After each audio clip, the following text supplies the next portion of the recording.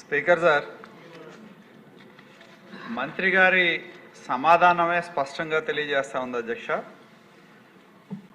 Digital కార్పొరేషన్లో అవినీతి ఏ విధంగా ఉంది అనేది మంత్రి గారి సమాధానం స్పష్టంగా తెలియజేస్తా ఉంది. దీనిలో అధ్యక్ష, ప్రభుత్వ పథకాలు వీడియోల కోసం డబ్బులు ఇస్తే ఒక సంస్థకి ఆ డబ్బుల్ని తీసుకెళ్ళి యాత్రా సినిమాకి నటులకి మిగతా వాళ్ళకి ఈ డబ్బులు చెల్లించినట్టు దర్యాప్తులో తేలిందని స్పష్టం చేస్తా ఉన్నారు అధ్యక్ష.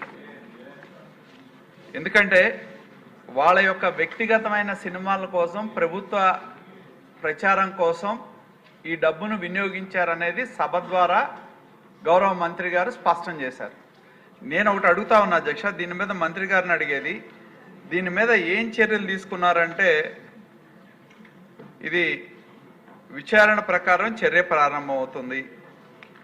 బాధ్యులపై తీసుకున్న చర్యలు ఏంటంటే, ఈ విషయం ఇంకా దర్యాప్తులో ఉంది.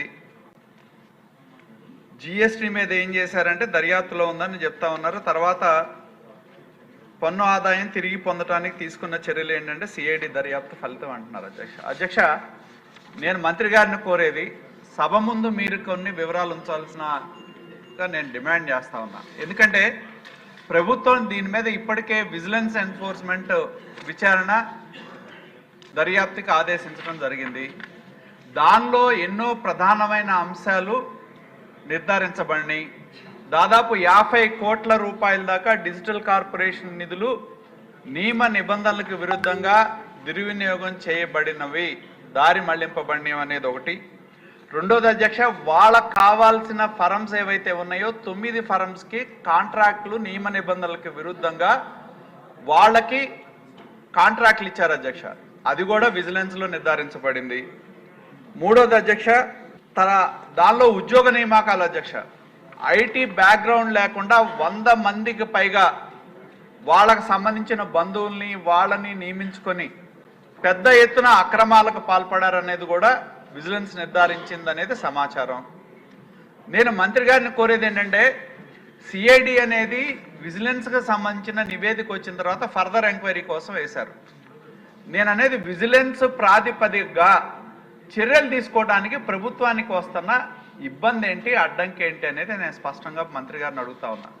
సిఐడిని ఎంక్వైరీ చేయనియండి. కొత్త విషయాలు ఏదన్నా బయటకు వస్తే ఒక అకౌంట్ నుంచి ఒక అకౌంట్కి డబ్బులు వెళ్ళినాయా, ఎవరి అకౌంట్లకు వెళ్ళినాయి, ఎక్కడికి వెళ్ళినాయి, ఏ విధంగా వెళ్ళినాయి, దానిలో షెల్ కంపెనీస్ ఏంటి నిర్ధారించనండి. కానీ మీ దగ్గర విజిలెన్స్ ఆధారంగా ఎందుకు ప్రభుత్వం చర్యలు తీసుకోలేదని చెప్పి నేను మంత్రి గారిని స్పష్టంగా అడుగుతా ఉన్నా.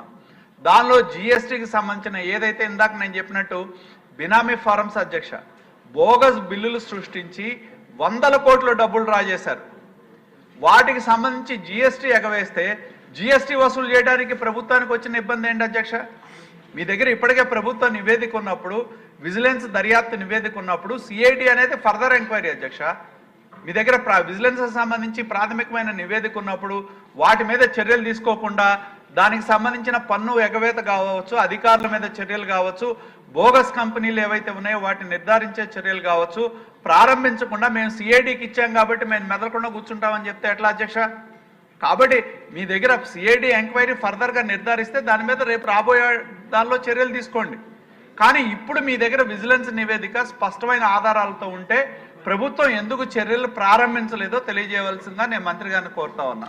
చెప్పింది వాస్తవ అధ్యక్ష. ఎందుకంటే ఇప్పుడు కూడా గతంలో చూసిండో చాలా మంది సీనియర్ సభ్యులు ఇక్కడ ఉన్నారు.